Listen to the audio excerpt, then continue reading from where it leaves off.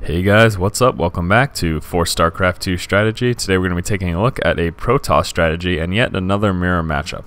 I promised to deliver mirror matchups and I shall. So in this particular replay, our Protoss player here is Huck and our Protoss opponent is Suggy. So again, this is going to be a Protoss versus Protoss strategy. And what we're going to be looking at specifically is going for a 3-gate Robo build against someone who's going for a 4-gate.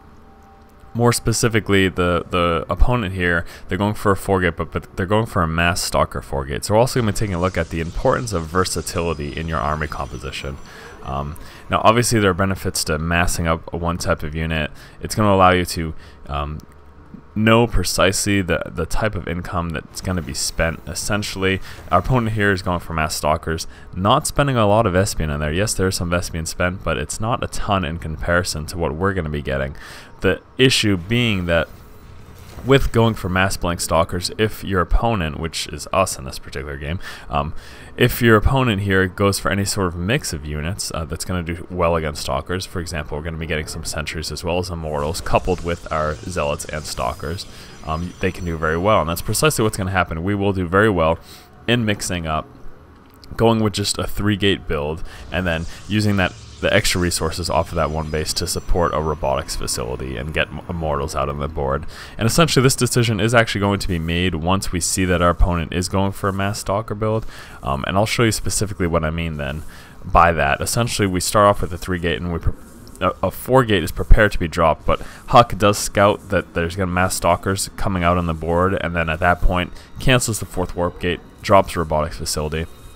And that's the type of mentality that you want to have. You want to be able to do slight alterations to your build on the fly that's going to put you in a strong position. This works very, very well in mirror matchups as well because, you know, both players have the exact same capabilities. So you want to be able to one-up your opponent in one way or another. And the way you can really do that is responding precisely to what they're doing with something that's going to do well against it. So at this point, just doing some harassment, trying to kill off this pylon. Obviously don't expect to actually be able to kill it, but just trying to be a nuisance as much as possible. Back in the base here, we're going to go over this beginning build order. Start off with a 9 Pylon, then a 14 Gateway, 15 Assimilator, and 19 Cybernetics Core. A little bit later than a typical Gateway. A lot of times you'll see Gateways at 12. In fact, I believe the opponent Suggy here did go for a 12 Gateway. That delay in that Gateway going for the 14 is going to slightly boost your economy early in the game. A little bit of dancing going on here between this Zealot, this Pylon, and Huck's probe here. Pretty funny there, but I'm not doing a commentary, so this is a step-by-step strategy video, so let's pay attention to what we need to be paying attention to. Here at the Cybernetics Core, we are going to be chrono boosting in this warp gate build, because again, we are still going for a warp gate build. Of course, it's a very strong build, something that's almost vital in most matchups. That warp gate research came down to 26 supply. 2nd gateway also dropping down to 26 supply. Going to be getting our 3rd one at 27 supply as well. Moving out with the Zealot. Good idea just to get some forward scouting information. Now, something you do want to keep in mind, though, is that the Zealot is slower than the Stalker, so you don't really want to keep your Zealot at Xel'Naga Towers, because if he does move forward with the Stalker, he's going to be able to catch up to you and snipe down your Zealot. Now, as you can see here, the opponent is pushing forward to engage, so we're going to want to pull our Zealot back into our base and then prepare by getting out a Stalker as well. At this point, we're behind as far as units are concerned in comparison to him, so you're going to want to pull up some probes to help. If you just engage knowing that you're behind in units in a mirror matchup, then you're going to lose. It's, for example, I mean, you liken it to Zerg. If you attack 4 Zerglings with 2 Zerglings, you're going to lose. It's pretty simple. So realize your situation and be able to respond. You know, you see your opponent has more units than you. While you're still waiting for units to come in, up until you have that warp gate research, you can't warp them in. You have to actually wait for them to build. While you're waiting for this, pull some probes into the fray. You're going to need to. Otherwise, you're just going to lose your units, and then they're going to have something in your base that you can't deal with. So do what's necessary in the game. Always be prepared to respond to your opponent and do the right thing. Don't be a dummy, essentially, is what I'm trying to say here. If you're behind in units, pull some probes up, pull some workers up to assist you. And up here, you can see that we did drop a proxy pylon. This is something that's also very vital in the Protoss versus Protoss mirror matchup. If you can hide a proxy pylon from your opponent, you're going to be in a very strong spot. Being able to warp in reinforcements really close to their base is going to be very beneficial to you.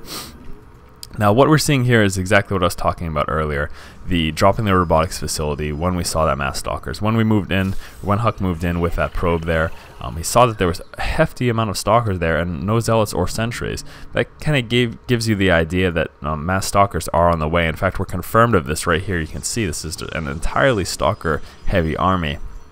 So in seeing that, instead of getting that 4th warp gate, drop a robotics facility. Go for a 3-gate robo build and get some immortals on the board. Immortals are very, very strong against armored units, and the stalker is an armored unit. Pretty logical there. Also, get some sentries on the board. Using those force fields to chop the stalker army in half can be beneficial, especially if you have zealots coupled with your army. And then also, obviously, that guardian shield is going to be beneficial too as well. Now trying once again to get some scouting information with a probe. This is something that I definitely hearken to very, very often. People need to realize how important scouting is and how consistent you should be with your scouting. Now, with our scout, we saw something very important. We saw the fact that our opponent is expanding. So we need to be aggressive, and we also need to consider expanding ourselves. That's what you need to do when you see an expansion. That's the two decisions that you have to make, is either to be very aggressive or to expand yourself and defend that. And you can do both at the same time, but just be prepared. You know, you're sacrificing the amount of offense that you're going to put down if you're spending minerals on an expansion. So something to consider. I think we're in a great benefit here because our opponent's going for mass stalkers and we're looking at a mix of units. And you're going to see in the upcoming battle why it's so important to have a strong mix of units in comparison to someone who's going with a mass build, mass marines, mass stalkers, mass zerglings. In each of those matchups there are unit compositions that will do very well against that. And here, in a Protoss versus Protoss matchup, mass stalkers, if you mix immortals and you get some sentries and zealots in there, you can do very well. You can see those force fields chopping his army in half. So these units here are not going to be able to engage the ones over here. They're just too far away. Also that guardian shield cutting back on the amount of damage we're taking from the stalkers. Now obviously the firepower that a mass stalker army has is much stronger than this army because the sentries aren't they're not quite as offensive as those stalkers. But they're more versatile. They're basically a support class with the force fields and with the guardian shields, and use them accordingly. Don't just go head on and be like, oh, sentries versus stalkers, this is going to be a great fight. Use the force fields, use the guardian shields. That's very important. And essentially what we're going to try to do here is stay aggressive. We have this proxy pylon here. Again, I told you why that's so important, being able to warp in reinforcements in front of your opponent's base. And ideally what you want to try to do is take out this expansion and put them behind while maintaining the expansion of your own. So that's exactly what we're going to do.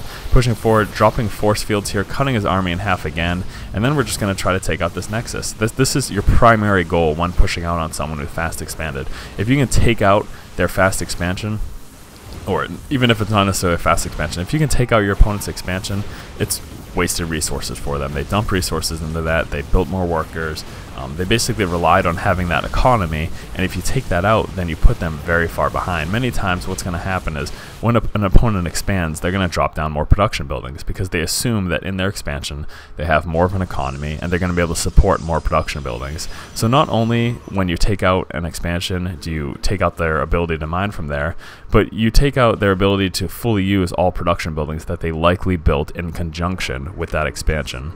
That's a really important note, something I would write down if you have a pen and paper. So back at our base here, you can see we do have this expansion up ourselves now, getting it pretty close to saturated there. Still do need quite a few more workers, but something else to notice is that our opponent did defeat our attacking force, so we do need to expect a counterattack. It wouldn't make any sense for him not to do so, so be prepared for that. Be prepared to warp in units, get out some more immortals as well. Again, these immortals are going to do very, very well against these stalkers here, because we do need to defend against this with all of our might, essentially. This needs to be our next priority, is try to defend this counterattack the best that we can, because we don't want to lose the Nexus ourselves. I just explained to you how devastating it can be to lose an expansion, so you don't want that to happen to yourself, clearly.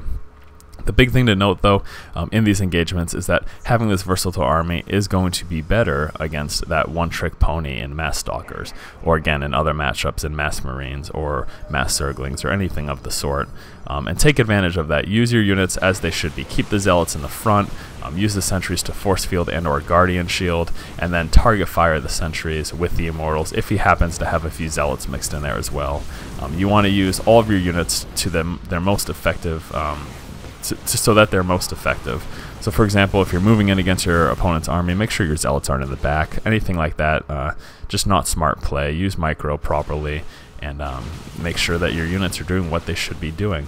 So he's pushing back against us here. Moving forward with this Observer, we're going to do some forward scouting while we're trying to defend against this aggression. But you can see here just how strong these Immortals are against these Stalkers. They just do so much damage to armored units, absolutely destroying them. The other thing too is that the Stalkers are kind of distracted by the fact that there are Zealots in their face as well, so maybe not paying as much attention to the Immortals. Just having this mix of units is going to be very beneficial. Going to be dropping additional Assimilators here as well, basically preparing for transition. Now that we have this expansion up, we are able to support a 4th gateway in addition to this Robotics Facility, and that's precisely what I mentioned earlier, that when you expand, you can assume you're going to be able to support more production buildings, and you should go ahead and do so by dropping them down. Pushing forward with the Immortals here, you can see again the strength of them against the Stalkers. Having a couple Zealots mixed in there too, just getting right up in the face of the Stalkers, taking them down fairly quickly. And at this point, our opponent is in a really tough position because what they did was they counterattacked our attack that took out their expansion, and their goal at that point was to take out our expansion as well, because if they don't, then they're going to be significantly behind, and they're not going to be able to do too much. The other thing too is that you notice how hard he pushed out. Suggy really had a lot of units here when he pushed out, a ton of Stalker units. You can tell at that point that he hasn't really considered the expansion at that as well, because he's dumped so many resources into that counterattack and being offensive that he didn't in fact expand himself. And when we go into Everyone Vision, that is confirmed here. So that's something else to note. That's precisely why he called good game, because that counterattack was ineffective because of our mix of units with the Stalkers, the Sentries, the Zealots, and the Immortals. We were able to fend off that attack, and since it wasn't effective for Suggy, he had to go ahead and call good game. So let's just go ahead and go over that build order real quick. Started off with a 9 Pylon, followed it up with a 14 Gateway and 15 Assimilator. 16 supply, we get that Cybernetics Core. 26 supplies when we started researching that Warp Gate research, and then also 26 and 27 supply, we got 2 more gateways.